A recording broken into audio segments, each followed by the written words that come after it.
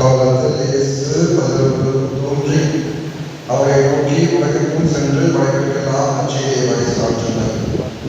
நம்பிக்கை கொண்டு திருமுழுக்கு பெறுவோர் மீட்பு பெறுவர், நம்பிக்கையற்றவரும் நன்மை தீர்வு பெறுவர்.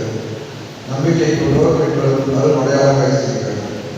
அவரின் பெயரால் நெய்களை கொண்டுவர், புதிய மொழிகளை பேசுவர், பாம்புகளை தன் கையால் பிடிப்பர், கொல்லும் நஞ்சை குடித்தாலும் அது அவர்களுக்கு தீங்கிழையாது. அவர்கள் உடல் நலமற்றோர் மீது கைகளை வைக்க அவர்கள் குணமடைவர் என்று கூறினார். இவ்வாறு அவர்கள் பேசிய என்று ஆண்டவர் இயேசு நேற்றம் அடைந்து கடவுளின் வளர்ப்புடன் அமர்ந்தார். அவர்கள் புறப்பட்டு சென்று எங்கும் நற்செய்தியை பறைசாற்றினர். ஆண்டவரும் உடலில் செயல்பட்டு நிகழ்ந்த அருமுறையாளர்களால் அவருடைய வார்த்தையை உறுதிப்படுத்தினார்.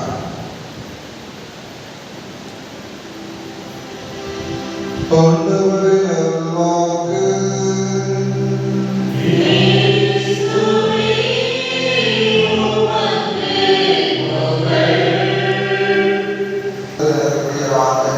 சகோதர சகோதரிகள், ஆண்டவருடைய பெருவிழாவை கொண்டாடப்படுவது என்று நமக்கு சொல்லப்படுகின்ற செய்தி, அவருடைய விஜயத்து விழா நமக்கு சொல்லுகின்ற செய்தி என்று பார்க்கும்பொழுது மிக குறிப்பாக நாம் ஒவ்வொருவரும் அவருடைய விஜயத்திலே நம்பிக்கை கொள்ள வேண்டும். ஆண்டவர் வீட்டிலிருந்த ஆண்டவர் நம்முடைய இடத்திற்கோடு இருந்து அவருக்கு தேவையான ஊக்கத்தையும் உற்சாகத்தையும் தைரியத்தையும் கொடுத்து அவர் விஜயத்தை செல்வதை நாம் காணப்படுகிறோம். விஜயத்தை செல்வதால் அவர் நம்மை விட்டு சென்று விடுவது அல்ல, மாறாக நம்முடைய மனங்களிலே குடிகொள்கிறார். நம்முடைய திருத்தந்தை பிரான்சிஸ் அவர்கள் 2014ஆம் ஆண்டு திருப்பணியில திருப்பணியாளருக்கு மனைவி ஆட்சியோடு பாராட்டுகிறார். உங்களுடைய ஆளுடைய வாசனையை முகர்ந்து அதற்கேற்ற வாரணிகள் பணியாற்றுங்கள். ஒரு நல்ல ஆயனாக அந்த ஆளுநரை அந்த ஆளுடைய வாசனையை முகர்ந்து அந்த ஆளுநருக்கு அந்த அளவுக்கு நீங்கள் அந்த ஆளுநரை பற்றி இருந்து அவர்கள் பணியாற்ற வேண்டும். அவருடைய மனதை இயேசு கிறிஸ்து வினேற்றம் அடைந்திருந்தார் என்று சொன்னால் அவர் நம்மை விட்டு சென்று விடுவதை மாறாக நம்முடைய உள்ளங்களுக்குள் அவர் குடிக்கொண்டிருக்கிறார். அதைதான் இந்த செய்தி இறுதியிலே நாம் வாசிக்கிறோம். ஆண்டவரும் உடனிருந்து செயல்பட்டு நிகழ்ந்த அருமறையாளர்களால் அவருடைய வார்த்தையை உறுதிப்படுத்தினார். திருத்தூதர்கள் அவர் செய்த எல்லா அருமறையாளர்களிலும் இயேசு கிறிஸ்து அவரோடு இருந்து அவரை உறுதிப்படுத்தி அவருடைய வார்த்தைகளை உறுதிப்படுத்தினார். ஆகவே முன்னேற்றம் அடைந்தவர்கள் நம்மை விட்டு எங்கோ சென்று விடவில்லை, மாறாக நமக்குள் இருக்கிறார் ஒரு அற்புதமான செய்தியை இந்த விழா நமக்கு கொடுக்கிறது. இரண்டாவதாக இந்த முன்னேற்றம் அடைகின்ற விழா நமக்கு சொல்லுகிற ஒரு அற்புதமான படிப்பினை, இயேசு கிறிஸ்து விட்டு சென்ற பணியை நீங்களும் நான் தொடர்ந்து செய்ய இருக்கிறோம். இதுதான் திருத்தூதர்களுக்கு ஆண்டவர் கட்டளையிட்டார். நம்ம வாசிக்க கேட்கிறோம். உலகெங்கும் சென்று படைப்பிற்கெல்லாம் நற்செய்தியை பறைசாற்றுங்கள். நம்பிக்கை கொண்டோம் நம்பிக்கை கொள்ளாததும் அவரவரது விருப்பம். ஆனால் அவருடைய பணி உலகெங்கெல்லாம் சென்று நற்செய்தியை பறைசாற்றுவது. நற்செய்தியை பறைசாற்றுவது என்பது விவிலியத்தை எடுத்துக்கொண்டு திருவிழாவுக்கு சென்று விவிலியத்தை வாசித்து விளக்கம் அளிப்பது அல்ல, மாறாக நம்முடைய வாழ்வே நற்செய்தியாக மாறும். இயேசு கிறிஸ்து விட்டு சென்ற அந்த இறை அரசு விழுமியங்களை நீங்களும் நாமும் பின்பற்றி வாழும் பொழுது நாம் ஒரு நல்ல செய்தியாக மாறுகிறோம். நம்மை பார்க்கின்றவர்கள், நம்மோடு பழகுகின்றவர்கள், நம்மோடு பேசுகின்ற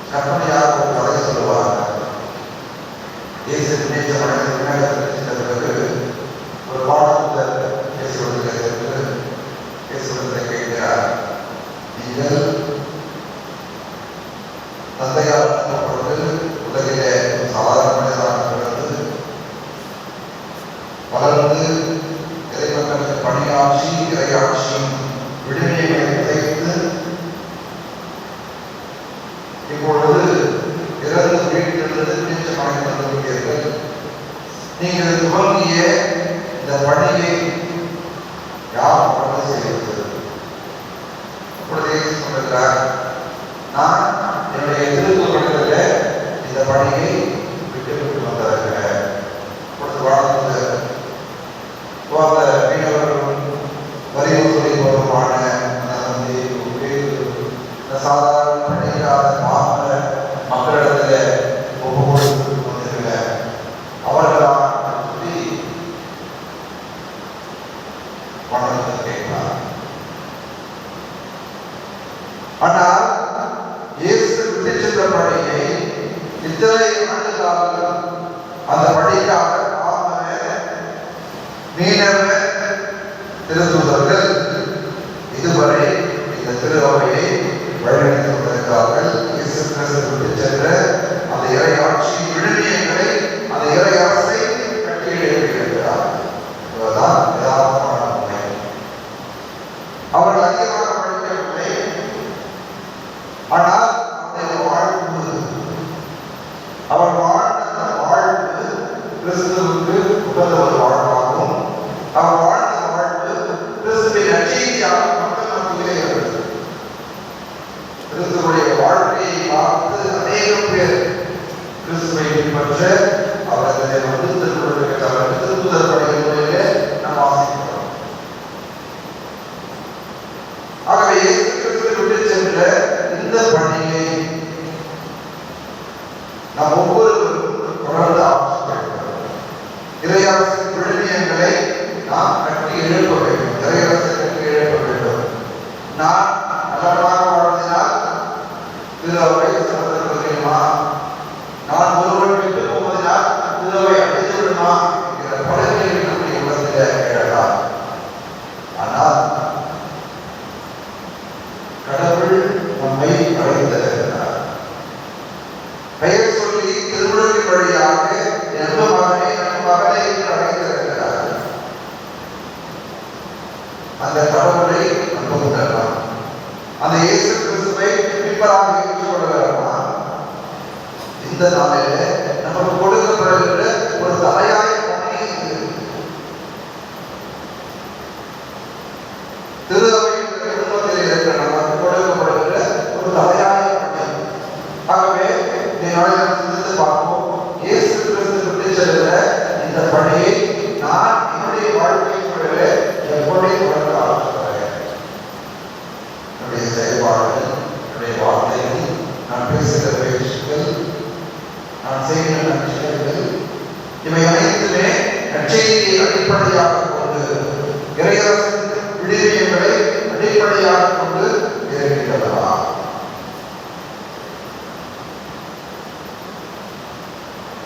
மூன்றாவது இன்றைய நற்செய்தி வாசகத்தில் இயேசு கிறிஸ்து நமக்கு சொல்வது, நான் உங்களை தனியாக உங்களோடு உடனிருந்து செயல்படுத்துகிறேன் என்று சொல்வது வாக்களிக்கிறார். ஆகவே நான் அந்த நற்செய்தி பணியை தொடர்ந்து செய்யும் பொழுது நீங்களும் நான் தனியாக கற்றுக்கொள்ளப்படவில்லை. மாறாக இயேசு கிறிஸ்து நம்மோடு இருந்து, நமக்குள் இருந்து, நமக்கு தேவையான சக்தியை, வளத்தை நமக்கு கொடுக்கிறார். வாரங்களில் வாசிக்க கேட்கும் வாசகங்கள், செய்தி வாசகங்கள் தூய ஆவியானவரை மையப்படுத்தி இருக்கின்றன. அடுத்த ஞாயிற்றுக்கிழமை தூய ஆவியானவரை விழாவை கொண்டாட. ஆகவே தூய ஆவியானவர் நீங்களும் நான் நிரப்பப்பட்டிருக்கிறோம். அந்த ஆவியானவர் நமக்குள் இருந்து செயல்படுகிறார். ஒருபொழுதும் நாம் யாருக்கும் நல்லது செய்வது, நன்றியை பறைசாற்றுவது காரணம், நாம் யாரையும் நீங்கள் கண்டிப்பாக கிறிஸ்துவ மதத்திற்கு வர வேண்டும், ஆலயத்திற்கு வர வேண்டும், திருப்பலியில் பங்கெடுக்க வேண்டும் என்று சொல்லி நாம் யாரையும் கொடுப்பதில்லை. நம்முடைய பாணி அது அல்ல. மாறாக நாம் கிறிஸ்துவின் செயல்பாடுகளை, கிறிஸ்துவின் விழுமியங்களை நம்முடைய வாழ்க்கை வழியாக ஆண்டு காட்டுகிறோம். அதுதான் பிறரை நம்புகிறது.